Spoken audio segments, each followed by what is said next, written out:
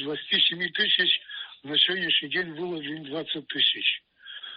Ну, это, наверное, не 90, но и тем не менее, в общем-то, в этом году, как вы знаете, в прошлом году рыбалки не было, промысла не было, путина по большому счету сорвалась.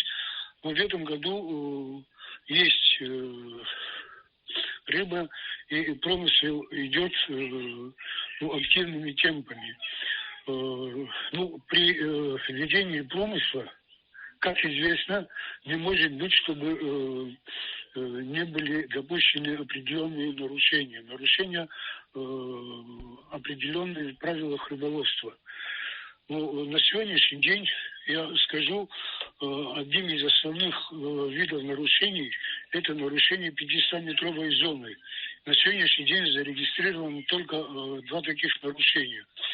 2 дня назад, 2 или 3 дня назад в Гагрской акватории была нарушена 50-метровая зона. Соответственно, российские пограничники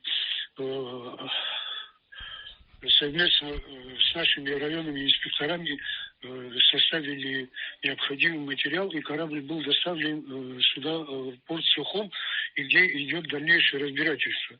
И сегодня аналогичное нарушение в районе Бомбор было совершено.